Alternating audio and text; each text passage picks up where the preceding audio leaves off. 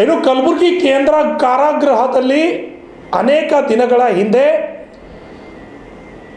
ಅಕ್ರಮವಾಗಿ ಗಾಂಜಾ ಸಿಗ್ತಾ ಇತ್ತು, ಸಿಗರೇಟ್ ಸಿಗ್ತಾ ಇತ್ತು ಅನ್ನೋ ಒಂದು ಪ್ರಕರಣ ಬೆಳಕಿಗೆ ಬಂದಿತ್ತು. ಈ ಒಂದು ಪ್ರಕರಣ ಬೆಳಕಿಗೆ ಬಂದ ನಂತರ ಆ ಒಂದು ಕಲಬುರಗಿ ಕೇಂದ್ರ ಕಾರಾಗೃಹಕ್ಕೆ ಅಧೀಕ್ಷಕಿಯಾಗಿ ಅನಿತಾ ಅವರನ್ನು ಆಯ್ಕೆ ಮಾಡಿ ಅವರನ್ನು ಡ್ಯೂಟಿಗೆ ಅಪಾಯಿಂಟ್ ಮಾಡಲಾಗತ್ತೆ. ಈಗ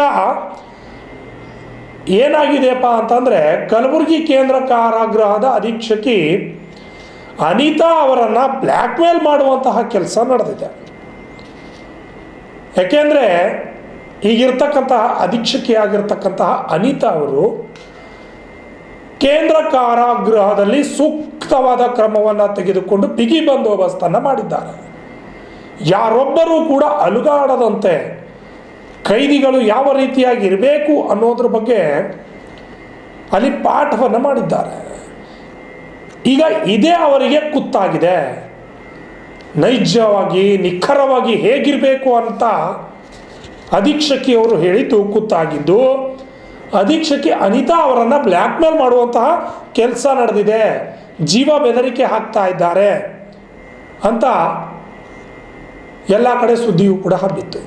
ಈಗ ಸರಿಯಾಗಿ ಕಾನೂನು ಪ್ರಕಾರವಾಗಿ ಕರ್ತವ್ಯ ನಿರ್ವಹಿಸ್ತಾ ಇದ್ದಂತಹ ಅನಿತಾ ಅವರನ್ನು ಬ್ಲ್ಯಾಕ್ ಮೇಲ್ ಮಾಡಿ ಜೀವ ಬೆದರಿಕೆ ಹಾಕಿದ್ದಕ್ಕಾಗಿ ಅನೇಕ ಮುಖಂಡರು ಕಲಬುರಗಿಯಲ್ಲಿ ಪ್ರತಿಭಟನೆಯನ್ನು ಮಾಡಿದ್ದಾರೆ.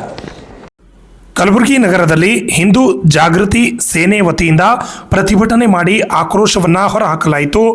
ಕಲಬುರಗಿ ಸೆಂಟ್ರಲ್ ಜೈಲ್ ಒಳಗಡೆ ನಡೆಯುತ್ತಿರುವ ದುಷ್ಟ ಚಟುವಟಿಕೆಗಳಾದ ಗಾಂಜಾ, ಬೀಡಿ, ಸಿಗರೇಟ್, ಗುಟ್ಕಾಗಳಂತ ಹಾಗೂ ಮೊಬೈಲ್ ಬಳಕೆ ಮಾಡುತ್ತಿರುವವರ ಕುರಿತು ಈಗಾಗಲೇ ಅನೇಕ ಟಿವಿ ಮಾಧ್ಯಮದಲ್ಲಿ ರಾಜ್ಯಮಟ್ಟದ ಸುದ್ದಿಯಾಗಿತ್ತು. ಹಾಗೂ ಕೆಲವು ದಿನಗಳ ಹಿಂದೆ ಬೆಂಗಳೂರು ಜೂಲಿಕರ್ ಎನ್ನುವ ಕೈದಿ ಒಳಗಿರುವ ಕೈದಿಗಳನ್ನು ಪೊಲೀಸ್ ಸಿಬ್ಬಂದಿಗಳು ಬ್ಲ್ಯಾಕ್ ಮೇಲ್ ಮಾಡಿ ಹಣ ಕೇಳುತ್ತಿದ್ದ ಸುದ್ದಿ ಕೂಡ ರಾಜ್ಯಮಟ್ಟದ ಸುದ್ದಿಯಾಗಿತ್ತು.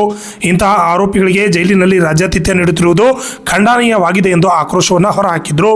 ಅಲ್ಲದೆ ಅಕ್ಟೋಬರ್ 14ರಂದು ಕಲಬುರಗಿ ಸೆಂಟ್ರಲ್ ಜೈಲಿಗೆ ನೂತನವಾಗಿ ವರ್ಗಾವಣೆಯಾಗಿ ಬಂದಿರುವ ಅಧೀಕ್ಷಕಿ ಅನಿತಾ ಅವರು ಬಂದ ನಂತರ ಜೈಲು ಒಳಗಡೆ ನಡೆಯುತ್ತಿರುವ ಅಕ್ರಮಗಳನ್ನು ತಡೆಯುವಲ್ಲಿ ಯಶಸ್ವಿಯಾಗಿದ್ದಾರೆ ಹಾಗೂ ಕಟ್ಟುನಿಟ್ಟಿನ ನಿಯಮಗಳನ್ನು ಜಾರಿಗೆ ಮಾಡಿದ್ದಾರೆ. ಜೈಲೊಳಗೆ ನಡೆಯುತ್ತಿದ್ದ ಗಾಂಜಾ, ಸಪ್ಪೆ, ಬೀಡಿ, ಸಿಗರೇಟ್, ಗುಟ್ಕಾಗಳು ಹಾಗೂ ಮೊಬೈಲ್ ಬಳಕೆಯನ್ನು ಕಡಿವಾಣ ಹಾಕಿದ್ದಾರೆ. ಈಗ ಅವರನ್ನು ವರ್ಗಾವಣೆ ಮಾಡಲು ದೊಡ್ಡ ಷಡ್ಯಂತ್ರ ನಡೆಯುತ್ತಿದೆ ಎಂದು ಆಕ್ರೋಶವನ್ನು ಲಕ್ಷ್ಮಣ ಸಾವದಿಯವರು ಹೊರ ಹಾಕಿದ್ದಾರೆ.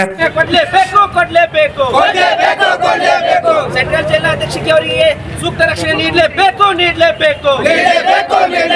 ಹಲೋ ಭಾರತ್ ಮಾತಾ ಕಿ ಜೈ, ಹಲೋ ಭಾರತ್ ಮಾತಾ ಕಿ ಜೈ, ವಂದೇ ಮಾತರಂ, ವಂದೇ ಮಾತರಂ. ಬೇಕೇ ಬೇಕು ನ್ಯಾಯ ಬೇಕು, ಬೇಕೇ ಬೇಕು ನ್ಯಾಯ ಬೇಕು. ಹಲೋ ಭಾರತ್ ಮಾತಾ ಕಿ ಜೈ. ಸೆಂಟ್ರಲ್ ಜೈಲಿನಲ್ಲಿರುವ ಜಿಹಾದಿಗಳಿಗೆ ಹೇಳಿ ಧಿಕ್ಕಾರ, ಸೆಂಟ್ರಲ್ ಜೈಲಿನಲ್ಲಿರುವ ಜಿಹಾದಿಗಳಿಗೆ ಹೇಳಿ ಧಿಕ್ಕಾರ, ಸೆಂಟ್ರಲ್ ಜೈಲಿನಲ್ಲಿರುವ ಜಿಹಾದಿಗಳಿಗೆ ಹೇಳಿ ಧಿಕ್ಕಾರ.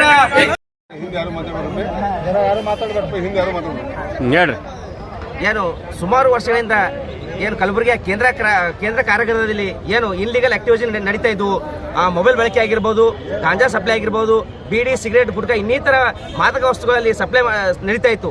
ಇದನ್ನು ಸುಮಾರು ಏನು ಇದೇ ಮೊದಲಲ್ಲ, ಈಗಾಗಲೇ ಸುಮಾರು 2 ತಿಂಗಳಿಂದ ಇಡೀ ರಾಜ್ಯಾದ್ಯಂತ ಸುದ್ದಿಯಾಗಿದೆ ಈ ಸೆಂಟ್ರಲ್ ಜೈಲ್ ಬಗ್ಗೆ. ಅಲ್ಲಿರುವಂಥ ಕೆಲ ಜಿಹಾದಿ ಮನಸ್ಥಿತಿ ಉಳ್ಳಂಥ ಏನು ಜಿಹಾದಿಗಳಿದ್ದಾರೆ, ಅವರು ಸೆಂಟ್ರಲ್ ಜೈಲನ್ನೇ ತಮ್ಮ ವಶಕ್ಕೆ ಮಾಡಿಕೊಂಡ್ರೆ.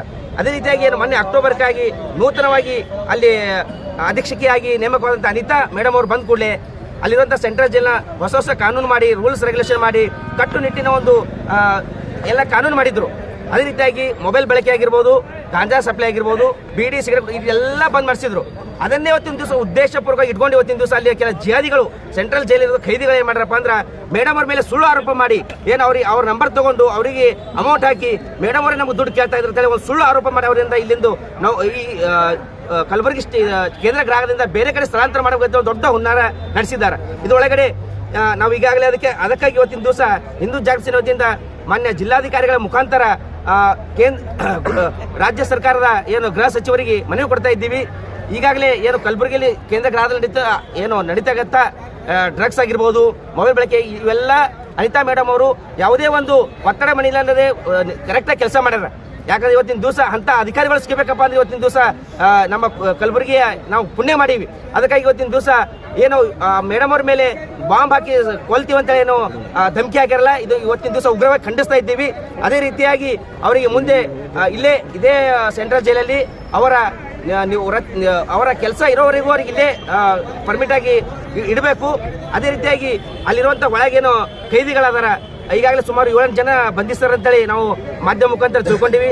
ಆ 7-8 ಜನ ಖೈದಿಗಳನ್ನ ಬಳ್ಳಾರಿ ಜೈಲಿಗೆ ಟ್ರಾನ್ಸ್ಫರ್ ಮಾಡಬೇಕಂತ ಇವತ್ತಿನ ದಿವಸ ನಾವು ಗೃಹ ಸಚಿವರಿಗೆ ಮನವಿ ಮಾಡ್ಕೊಳ್ತಾ ಇದ್ದೀವಿ. ಬ್ಯೂರೋ ರಿಪೋರ್ಟ್, ಆಜಾ 32 ಕನ್ನಡ ನ್ಯೂಸ್, ಕಲಬುರಗಿ.